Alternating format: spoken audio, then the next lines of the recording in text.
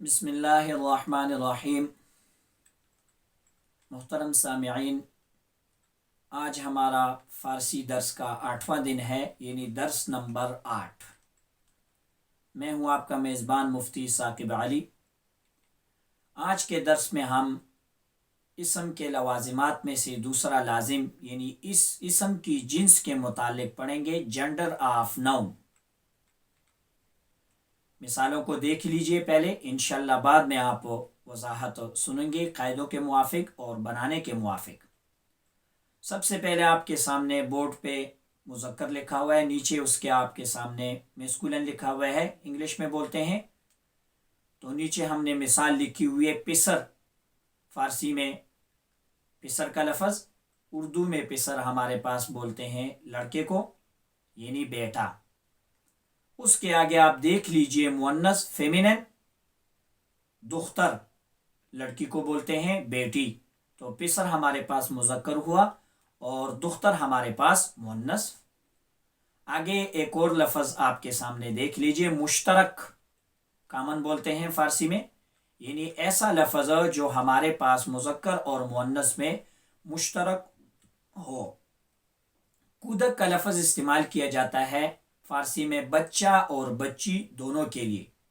کودک، بچہ اور بچی، یعنی وہ اسم جو مذکر اور مؤنث دونوں کے لیے استعمال کیا جاتا ہے اس کو بولتے ہیں کامن، مشترک۔ آگے دیکھیے بے جان، نیوٹر، یعنی جو بے جان ہو، جس میں ہم تعین مذکر اور مؤنث کی نہ کر سکیں، جیسے کاغذ۔ اردو میں بے جان چیزوں میں بھی مذکر یا مؤنث کا لفظ استعمال کیا جاتا ہے، مگر فارسی میں ایسا نہیں ہے۔ بے جان کے لیے فارسی میں مذکر اور مؤنث استعمال نہیں کیا جاتا، مگر اردو میں استعمال کیا جاتا ہے۔ اب فارسی کی تذکیر و تانیث کے متعلق قاعدہ سیکھیے۔ فارسی میں زیادہ تر مؤنث اور مذکر کے لیے جدا جدا لفظ استعمال ہوتے ہیں۔ مثلا آپ ملاحظہ کیجئے اپنے بورڈ پہ، مذکر ہمارے پاس ہے برادر، تو سب سے پہلے یہ فارسی کے الفاظ ہیں، اس کے ساتھ ساتھ مذکر کا ترجمہ ہم کریں گے، بعد میں جب اس کا مؤنث ہم بنائیں گے اس کے ساتھ علیحدہ ترجمہ ہم کریں گے۔ تو مذکر ہمارے پاس ہے برادر، برادر بھائی کو بولتے ہیں۔ برادر کی مؤنث ہمارے پاس فارسی میں ہے خواہر، بہن کو بولتے ہیں۔ اگلی مثال دیکھیے، اسب، گھوڑے کو بولتے ہیں، تو اسب فارسی میں ہمارے پاس مذکر ہے، اس کی مؤنث ہمارے پاس ہے مادیاں، گھوڑی کو بولتے ہیں۔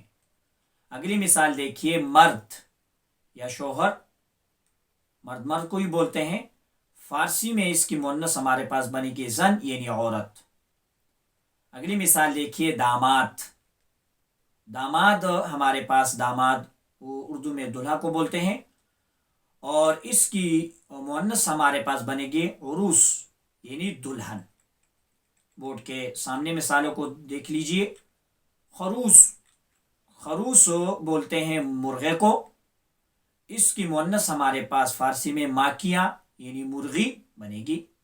اگلی مثال دیکھیے، پدر، پدر بولتے ہیں باپ کو، اور پدر کی مؤنث فارسی میں ہمارے پاس بنے گی مادر، یعنی ماں۔ اگلی مثال دیکھ لیجیے، پسر، پسر فارسی میں بیٹے کو بولتے ہیں، اس کا مؤنث ہمارے پاس آئے گا دختر، یعنی بیٹی۔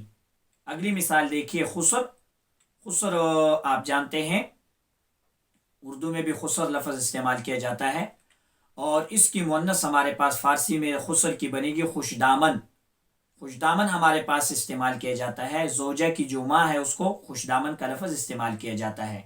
ویسے اس کا ایک اور معنی بھی بن سکتا ہے، خوش دامن یعنی بہترین دامن، کشادہ دامن، اسی طرح اور صفتی ناموں کے لیے بھی استعمال کیا جا سکتا ہے، مگر یہاں پر یہ ہمارے پاس خوش دامن یعنی زوجہ کی ماں اس کے لیے استعمال ہے۔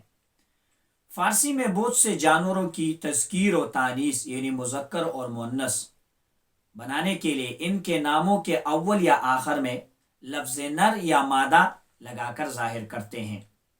یعنی فارسی میں زیادہ تر جو جانوروں ہوتے ہیں، جانوروں میں مذکر اور مؤنث کے لیے علیحدہ علیحدہ نام کم استعمال ہیں۔ اس قاعدے کے موافق ہم ہر جاندار کے لیے مؤنث کا لفظ استعمال اور بنا سکتے ہیں۔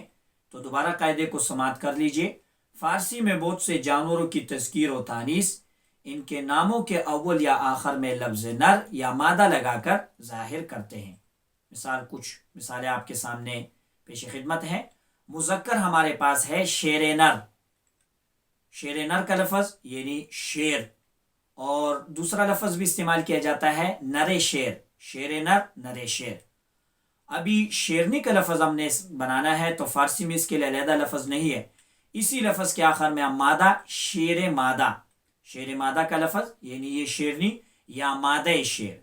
اگلی مثال دیکھیے، خر نر، گدھا، خر نر مذکر ہے تو اس کے لیے ہم نے نر کا اضافہ کر دیا، خر نر یا نر خر، اور اس کے مؤنث یعنی گدھی کے لیے ہمارے پاس خر مادہ یا مادہ خر۔ ایک ہدایت آپ کے سامنے پیش کرتے ہیں، اگر اسم سے پہلے یعنی جاندار اسم سے پہلے لفظ نر لگاتے ہیں تو ہا اور زیادہ کر دیتے ہیں، یعنی اگر نر لفظ کو ہم پہلے لے کے آ رہے ہیں اس جاندار اسم پر یعنی جانور کے نام پر مذکر بنانے کے لیے نر کو پہلے لے کے آ رہے ہیں تو پھر ہم ہا کا اضافہ کریں گے، اگر بعد میں لا رہے ہیں تو پھر ہا کا اضافہ کرنے کی ضرورت نہیں ہے، جیسے کہ آپ اوپر کی مثالوں میں سمجھ چکے ہیں، مثلا شیر نر سے نر شیر وغیرہ۔ اب جنسوں کی قسمیں اور ان کی تعریف کو سماعت کر لیجئے۔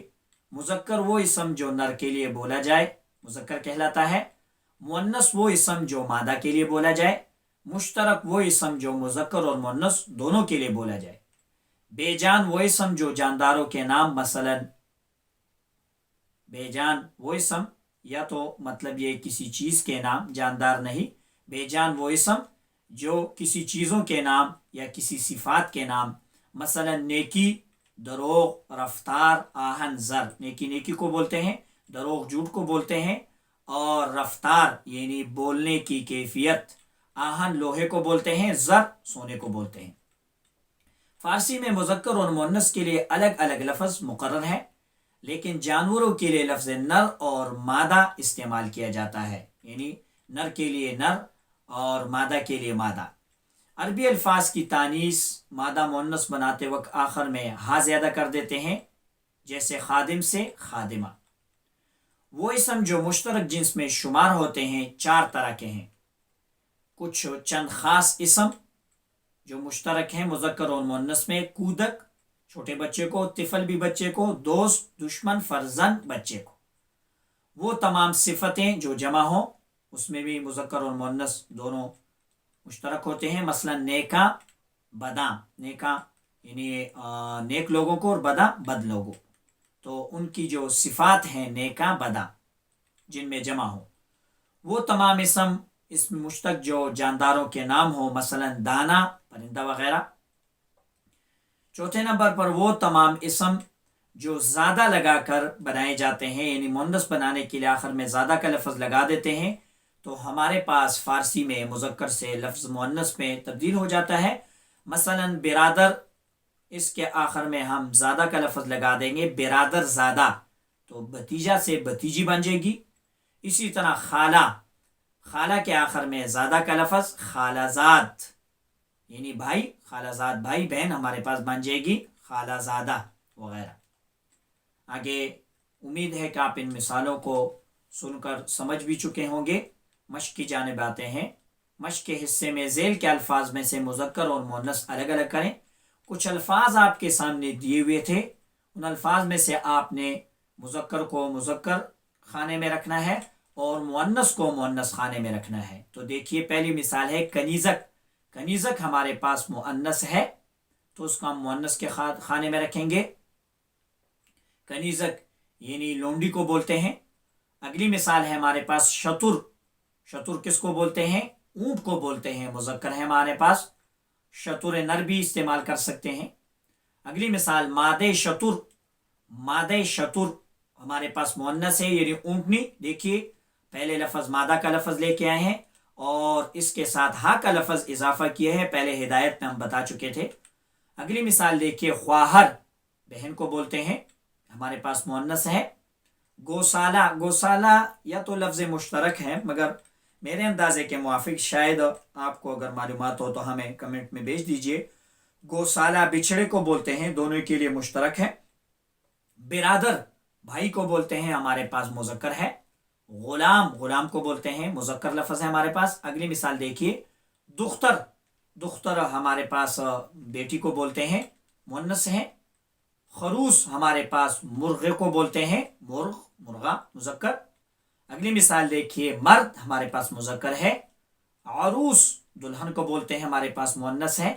اگلی مثال دیکھیے مادیاں، گھوڑی کو بولتے ہیں مادیاں مؤنث ہے. مادہ شیر، شیرنی کو بولتے ہیں مؤنث ہے. اگلی مثال دیکھیے کنجوشک، کنجوشک ہمارے پاس بولتے ہیں چڑا کو، یعنی ایک چڑیا اور چڑا. ہم تک تو اتنی ہی معلومات تھی. کنجوشک دونوں کے لیے ہم لفظ مشترک استعمال کرتے ہیں.